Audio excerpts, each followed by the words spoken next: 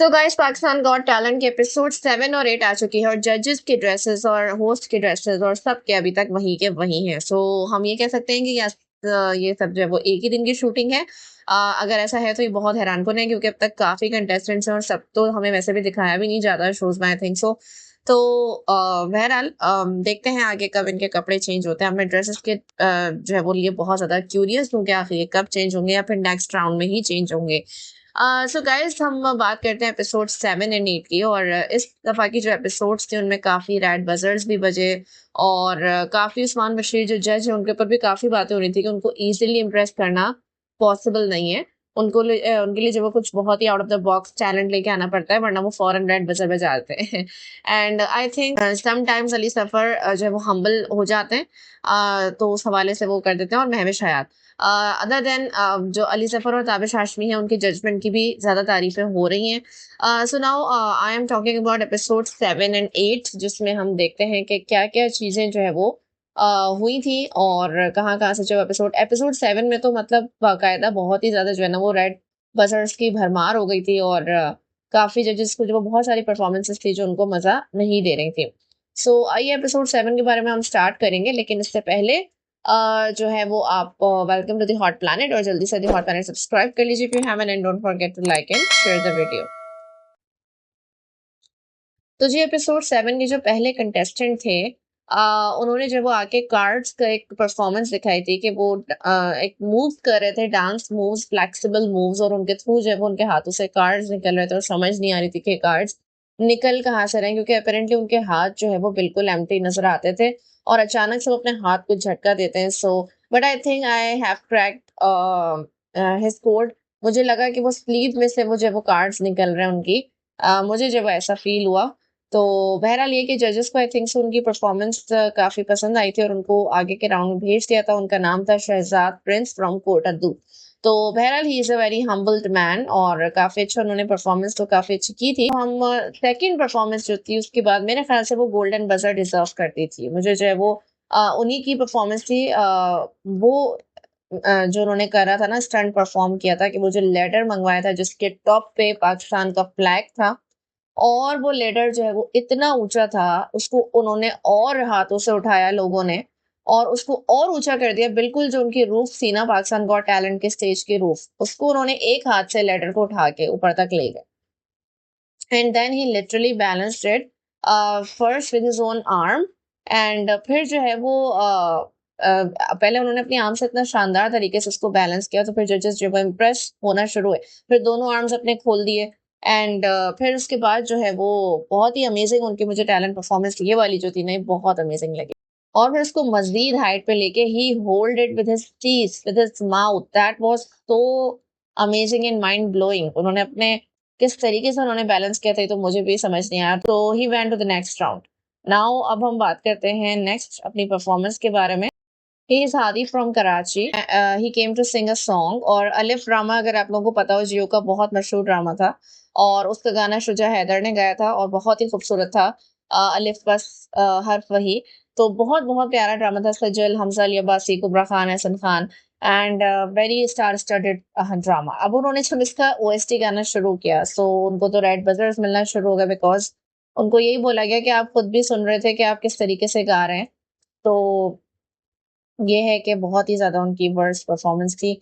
Sorry to से, but बिल्कुल भी मज़ेदार नहीं थी और उन्होंने आई थिंक सो उन्होंने खुद भी सही से प्रैक्टिस नहीं लग रहे थे, तो फिर उनका तो नो हो गया था। नाउ फिर उसके बाद आए थे शाहिद टेक शाहीन टेक्वांडो कराची से। और ये जो थे वो मार्शल आर्ट्स दिखाने के लिए आए थे। जूडो कराटे स्टाइल जो ड्रेसिंग है, यूनिफॉर्म है उसके अंदर, and I was very much expecting from them क्योंकि उनका काफ़ी ज़्यादा यूनिफॉर्म उनकी तैयारी से लग रहा था। फिर उसमें बच्चे भी थे और गर्ल्स भी थी। सो मुझे लगा that they will do something productive. And छोटे छोटे से क्यूट से बच्चे भी थे, वो क्या करेंगे उनके लिए भी क्यूरियोसिटी थी। फिर जब उन्होंने अपनी परफॉर्मेंस दिखानी शुरू करी so it was mere just कलाबाजियाँ या जो है वो जंप्स थी। और मुझे जो है वो खुद बहुत ज़्यादा कुछ ख़ास एक्सपेक्टेशन थी उनकी परफॉर्मेंस से कि वो बहुत कुछ करेंगे। कुछ प्रॉप्स के यूज़ से भी जो है वो कर रहे थे और कुछ जो है वो फिर कुछ का परफॉर्मेंसेस का मकसद ये था कि जैसे अगर एक प्रॉप स्टिक ली हुई है आपने, हार्ड स्टिक, तो आप उसको किसी की बॉडी से ब्रेक कर रहे हैं और अपने मसल्स की फ्लेक्सिबिलिटी, मूवमेंट कि पोजीशन किस तरीके से चेंज कर रहे हैं और फ्लेक्सिबल होके वो कर सकते हैं मूव, एंड देन वो फिर फ्लिप कर जाते हैं। सो ये जो थी परफॉर्मेंस थी। फिर गर्ल्स की performance I was expecting more from that, लेकिन उसमें भी जो है वो जस्ट परफॉर्मेंस ऐसा स्पेशल नहीं थी, क्योंकि उसमें भी जस्ट वो अपने हैंड्स और उसका इस्तेमाल करके कुछ स्पेसिफिक मूव्स कर रहे थे।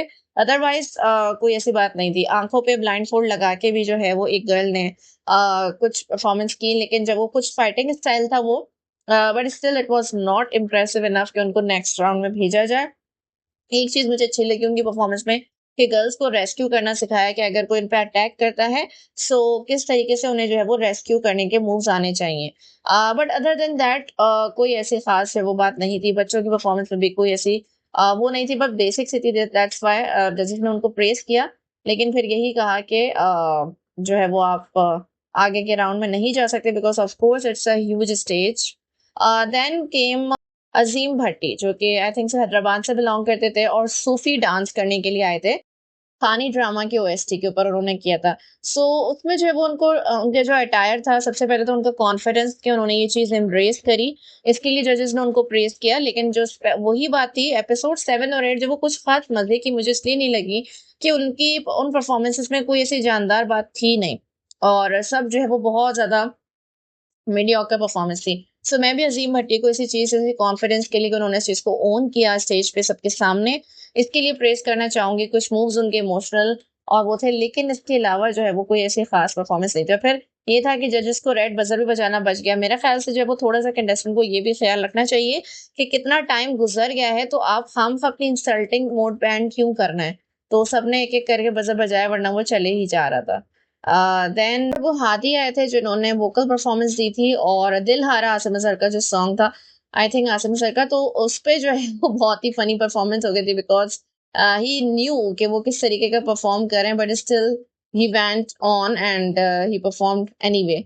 सो ये थी उनकी भी रिजेक्ट हो गई थी। तो जुनैद जोसेफ फ्रॉम पेशावर जिन्होंने रैप परफॉर्म किया था, और मुझे पहले ये था कि एक ऑर्डिनरी सी परफॉर्मेंस होगी, but he did really well. उन्होंने एंटरटेन किया, ऑडियंस ने खूब एंजॉय किया। और जो उनका रैप था, उसकी मजे की बात ये थी कि उसमें काफी उतार चढ़ाव थे। It was not a rap like हम बहुत ज्यादा सुन चुके हैं या कॉमनली होता है। उसमें एक स्टोरी टेलिंग भी थी, उसमें एक मजा भी था, उसमें जब वो बीच बीच में जब वो पॉजेस करके एंटरटेन करके और हुक रखने की जो है वो पीसेस भी थे कि आप जो है वो एंजॉय करें, और जब आप एक पार्ट को बहुत ज्यादा एंजॉय करने लग गए, तो फिर वो बोर ना होने दें और फिर अचानक से मूव चेंज कर ले। That's what the rap he perform. But still Usman मशीद से उनको नेगेटिव कमेंट्स मिले, हालांकि वाइब तो वो खुद भी कर रहे थे, लेकिन फिर उन्होंने कहा कि मैं एक्टिव रैप लिस्नर हूँ। तो मेरा ख्याल से वो रैप शो तो नहीं है, अब उसमें इतना नहीं हार्श जजिंग की जरूरत थी। As a rap artist in Pakistan got talent, उनको आगे का पास वो दे सकते थे, but still he got pass from 3 जजेस एज वेल। सबको बहुत पसंद आया, and I am really happy for him कि उनको मिला। सो नाउ एपिसोड 8 की अगर बात करें, तो उसमें सबसे पहली कंटेस्टेंट एक प्यारी सी बच्ची अलीज़े मजहर कराची से, वो अपने फादर के साथ आई थी, स्टंट परफॉर्मर्स थे। और जो है वो जिस तरीके से वो बहुत क्यूट बच्ची थी, और इतनी मासूम शक्ल लेके जिस तरीके के वो डेंजरस स्टंट परफॉर्म कर रहे थे, अनफॉर्चुनेटली फादर की गलती थी या जो भी मिसहैप था, जिसकी वजह से पहली ही दफा में वो खराब हो गया। और वो जो बच्ची ने फ्लिप किया, तो फादर होल्ड नहीं कर सके शायद, और वो अपने गिर गए बच्ची को अपने ऊपर लेके। तो पहले तो जजेस ने कहा भाई आप बहुत तैयार नहीं, उनको जाहिर है उनको काफी इंसल्ट का सामना भी करना पड़ा, लेकिन फिर बच्ची ने क्यूट सी आवाज में कहा कि प्लीज एक और मौका दीजिए, तो फिर उनको मौका दिया गया, और उन्होंने जब काफी अच्छा फिर परफॉर्म किया अच्छे से। एंड मेरा ख्याल से फिर उनको जो है वो अच्छा लगा। ऑफ कोर्स जिसको उनको उनके फादर ने भी उनको एक हाथ पे खड़ा किया, और इस तरीके से बच्ची ने कितनी सारी डेंजरस किस्म की चीजें की, और उन्होंने काफी नेशनल इंटरनेशनल कॉम्पिटिशन्स में भी हिस्सा लिया हुआ था। सो मैं भी शायद ने स्टेज पे आके उनको प्यार दिया।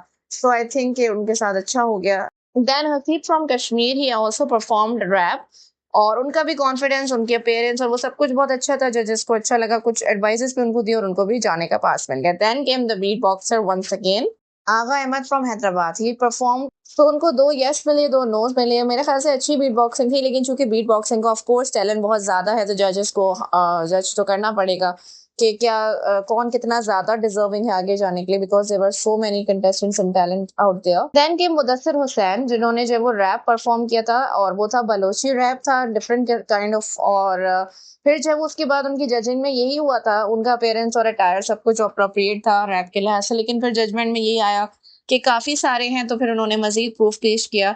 सो मुदस्सिर हुसैन AKA फिक्शन, उनको भी जो है वो आगे जाने का चांस मिल गया। फिर आए यासिर फ्रॉम कराची, जिन्होंने तबला की परफॉर्मेंस जो है वो शो करी थी, और उन्होंने नो डाउट उन्होंने बहुत अच्छे तबला परफॉर्मेंस की थी, जिसमें उन्होंने डिफरेंट कल्चर्स की जो म्यूजिक्स हैं उनको रिप्रेजेंट किया था, बजा के दिखाया था, और सिर्फ उसके थ्रू जो है वो उन्होंने पूरी माहौल बनाया था। लेकिन उसके बाद उन्हें जजमेंट यही मिली कि चूंकि तबले का टैलेंट जो है वो यही है, और कुछ अगर वो एक्स्ट्रा ऑर्डिनरी करते हैं, जो हमारे बड़े बड़े उस्ताद हैं तबला मास्टर और आर्ट हैं, तो उनको अगर वो चैलेंज आता कि तो फिर जो है वो ऐसा हो सकता था कि उनको आगे जाने का चांस मिलता, बट अनफॉर्चुनेटली वो आगे नहीं जा सके, although he was really talented. तो guys, this was all about the performances of episode 7 and 8। आप लोगों ने अगर पसंद किया है पाकिस्तान गॉट टैलेंट को, if you are liking it consistently, then do comment and tell your thoughts and stay tuned with the hotline.